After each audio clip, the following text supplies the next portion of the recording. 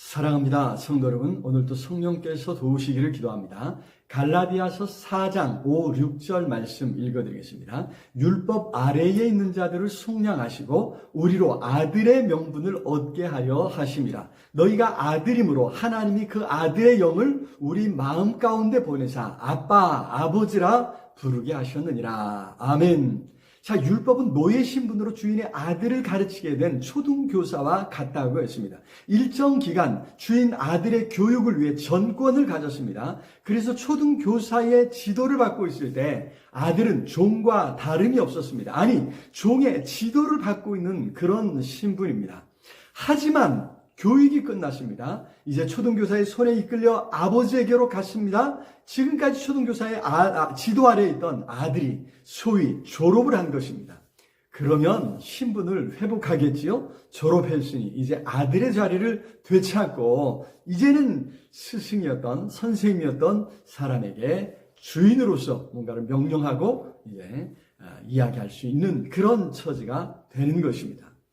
참 마찬가지로 우리가 율법 아래에 있을 때는 종과 같았습니다. 율법이 초등교사처럼 우리를 가르쳤습니다. 그런데 정하신 때가 되었을 때 하나님께서 어김없이 정확히 그 정하신 때에 찾아오신 것입니다.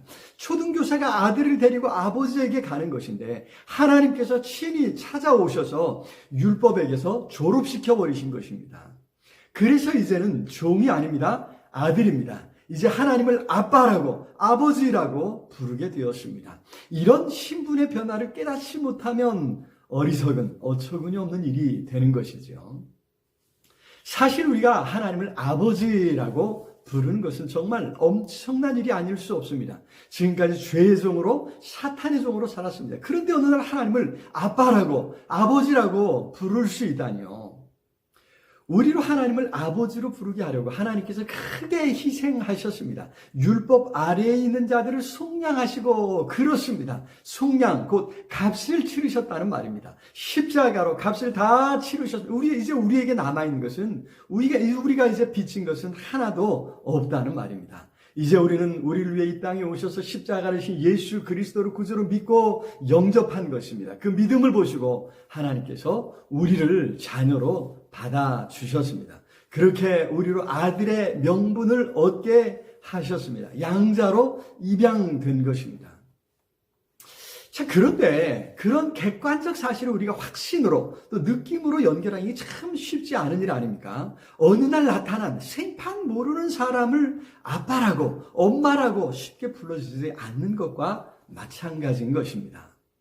그래서 여기 너희가 아들이므로 하나님이 그 아들의 영을 너희 마음 가운데 보내사라고 말씀하셨습니다.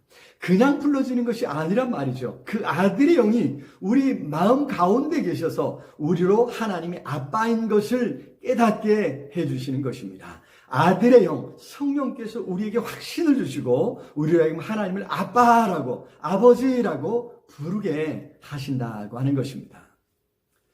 자, 이렇게 하나님을 아버지로 부르는 실로 엄청난 일이 가능하게 된 것입니다. 더구나 이를 위해 우리가 뭔가 보탠 것이 없습니다. 단지 우리는 예수께서 하신 일을 인정하고 예수께서 나를 구원하셨음에 감사하며 이제 예수님을 나의 구주로 영접하는 것뿐입니다. 받아들이는 것뿐입니다.